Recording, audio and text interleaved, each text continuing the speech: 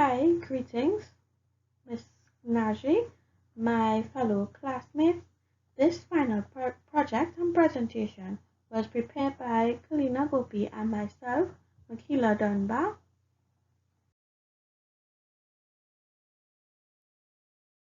Here we have the project overview. The objective of the assignment was to incorporate PL/SQL fundamentals, concepts, and constructs to build a student administration database to assist teachers and administrators with managing the students, classes, courses, and student performance.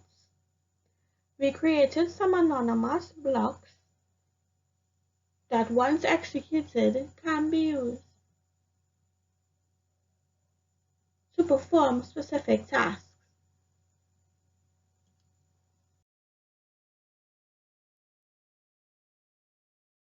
So with regard to the student information,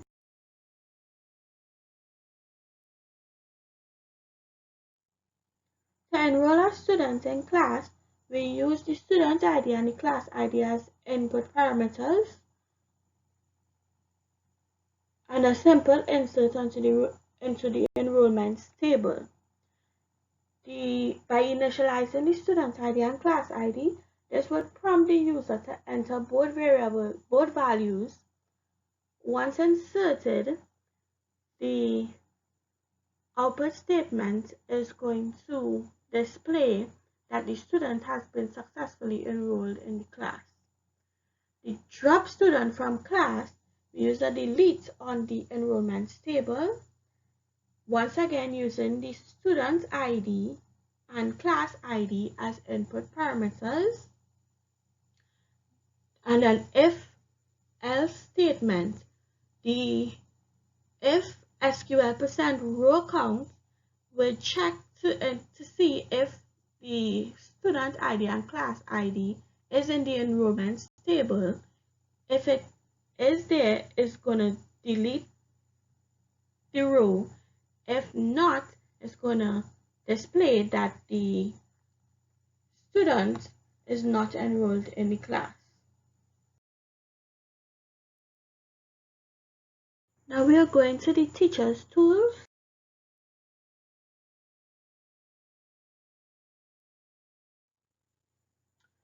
So here we have the course roster.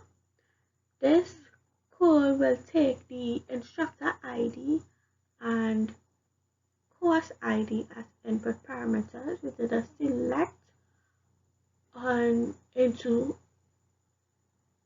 the enrollments table, join students table, and classes table. So once the user enters the instructor ID and the course ID, it will display the list of classes. Well, it will display the class ID, the status, and the students enrolled in that particular class for a specific course. The convert grade, this will allow the teacher to enter the numeric grade and the select into statement will take the numeric grade entered in the enrollments table and convert it to the letter equivalent to the value ranges in the if-else statement. Now we will move along to the school administrators tool.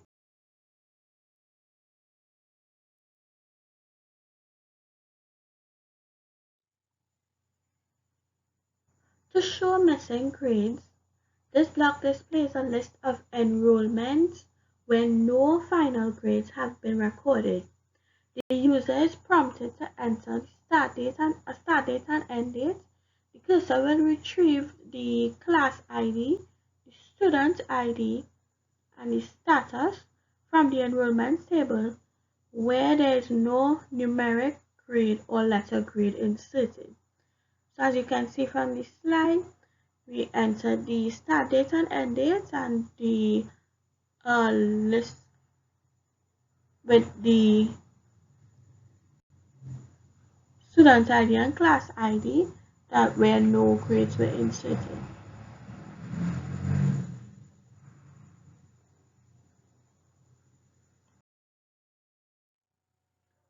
And lastly, to show the class offering with the use of the implicit follow cursor and a join on the classes, instructors, and courses table, the code displays a list of classes offered, the names of the instructors assigned, and the course title and section codes.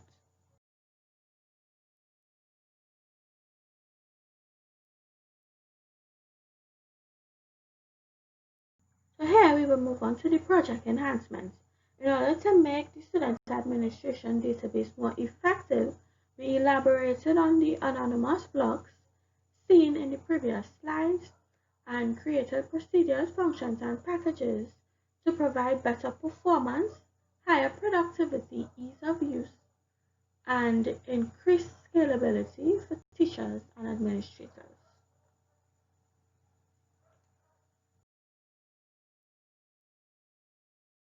Now I will hand over to Kalina to go through the procedures, functions, and packages.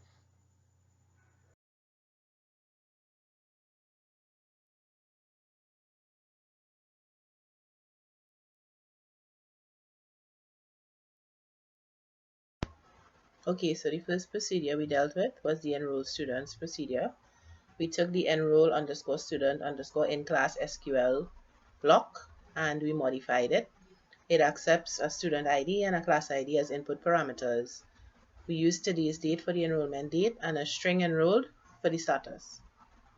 For this procedure, an exception is thrown if the student is already enrolled in the class.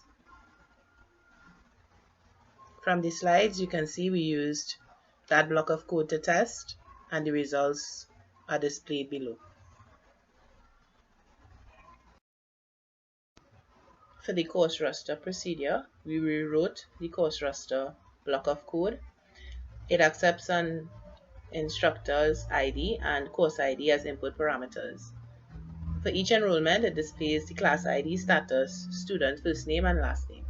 The tables we incorporated here are the enrollments table, the classes table, and the students table.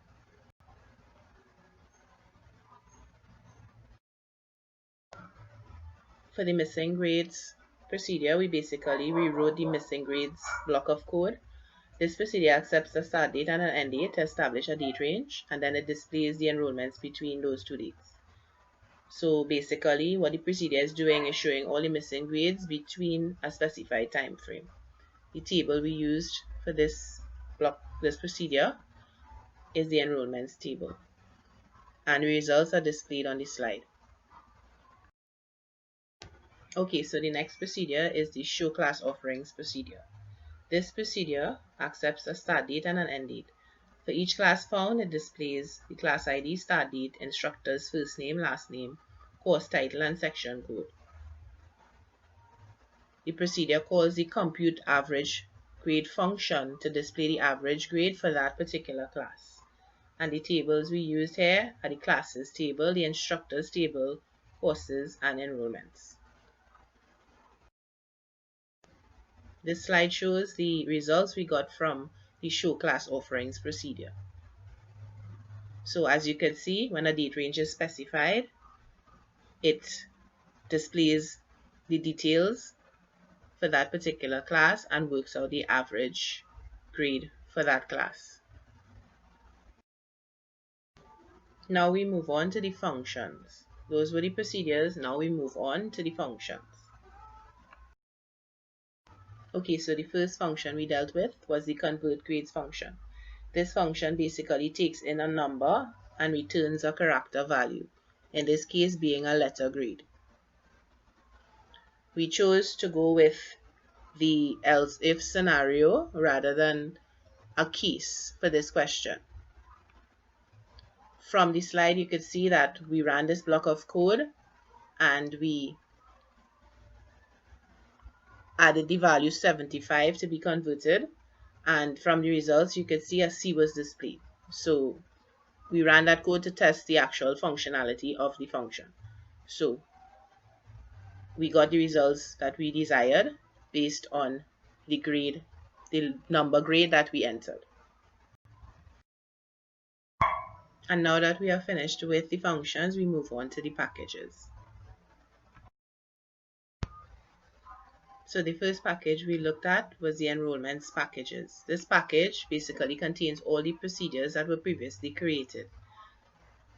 There are comments to explain their purpose and functionality.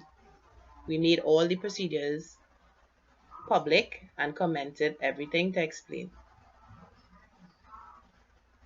The next slide has the video where we actually displayed the code for this package. Because the package was so lengthy, we could not screenshot, we had to use actual video.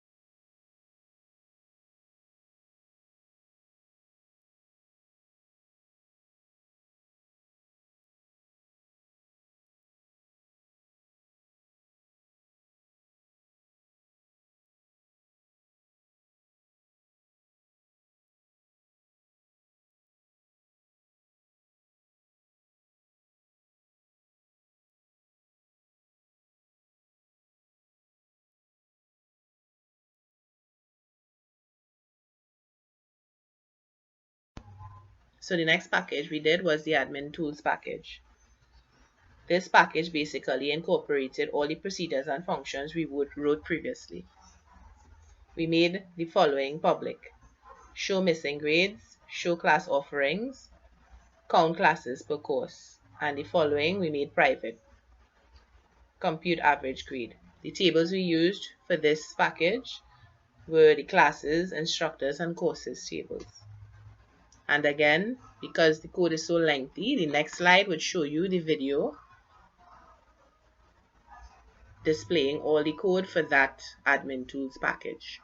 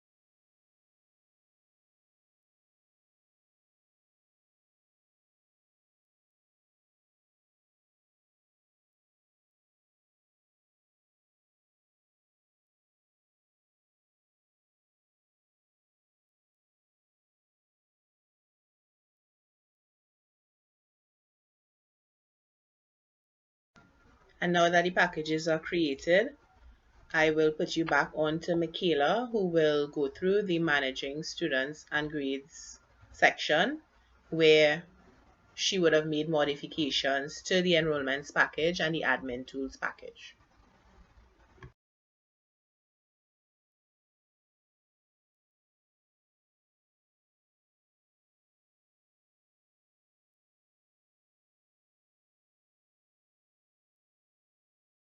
Modification to the enrollment package was done to provide additional functionality that will allow the user to retrieve a list of students enrolled in the various classes over a 6-year period by overloading the student class list procedure. The user will be able to retrieve these lists with or without inputting the student's ID.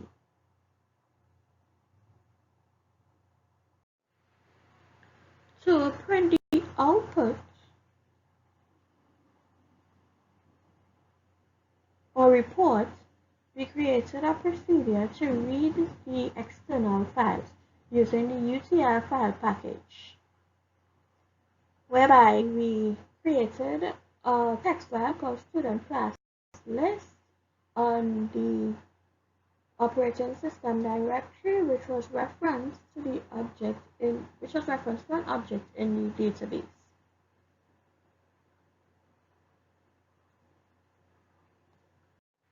So as you can see from the code, the procedure will display the external text file, and we would have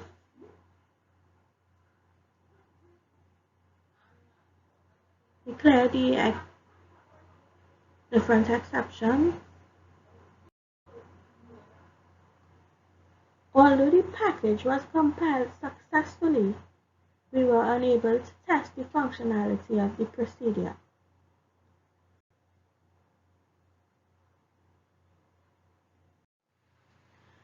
This was a challenge for us because when we executed the code to call the external file procedure from the package, we received an invalid directory path error. However, when we executed the code to create the directory path in Apex, we received an insufficient privilege error.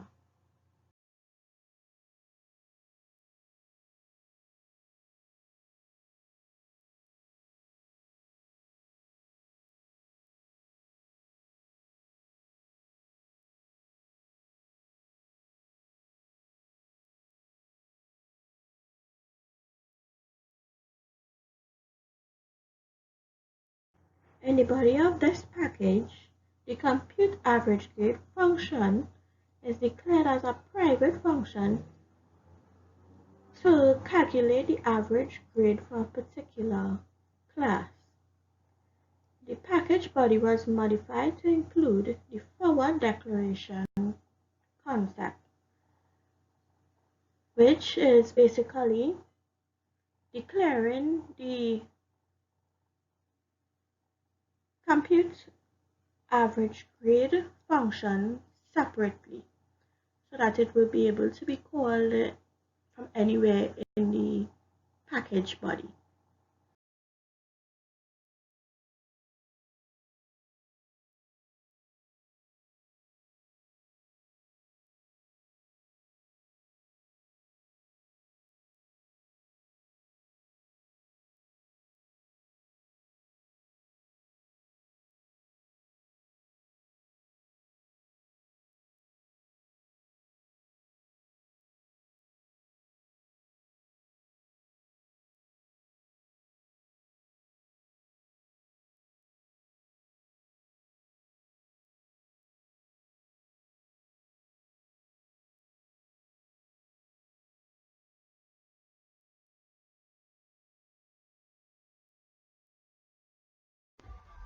For this section of the assignment, part 4, we look at the triggers. Okay, so the first trigger we created was the audit grade change trigger. For this trigger, what we had to do was create a grade change history table. So we created that by running that block of SQL code, and then we proceeded to create the trigger called audit grade change. And this trigger basically is a row level trigger to keep a history of all the changes made to the student's final letter grade. So every time each trigger is fired, it inserts a record in the grade change history table, recording the old grade and the new grade for each student. So the tables incorporated here are the enrollments table and the grade change history table. From the results, you could see that would be the change history table below. You can see that the old final grade is recorded as well as the new final grade every time the trigger is fired and a grade is changed. So for part 5 of this assignment, we had to create another package. This package is called the Manage Triggers package. So next we created the Manage Triggers package. And this package contains two overloaded functions that are called manage_triggers. Both functions are invoked to disable or enable all triggers for a table or to compile a trigger. The tables that we used are the classes table, the instructors table, and the courses table. And just like the packages above, the code is so lengthy that we had to do a video, and the next slide has the video showing the Manage Triggers package.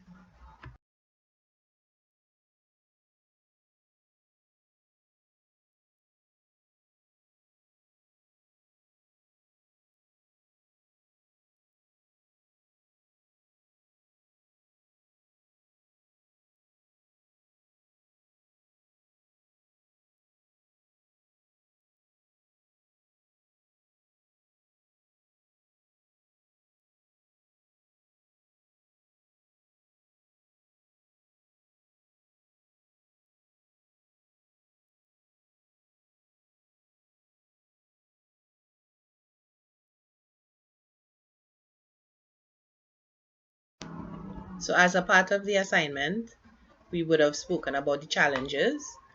I am now going to talk about the successes that we had. As a group, we worked well together, each person completing assigned tasks. We supported each other where we fell short. We were able to resolve a lot of our errors by putting our heads together and troubleshooting. Both group members contributed equally to the success of this project despite the challenges we faced. We were able to complete the project within the required time frame and within the required mandates. So basically we had no problems with our group dynamics. We were on point, we worked well together, so we had no issues really. And after all is said and done, the results would be this presentation. So that brings us to the end of our group submission. Thank you for your attention. Thank you for your time. And we hope that everything was understood. And we await your feedback and we await to hear your critiques on our presentation. Thank you.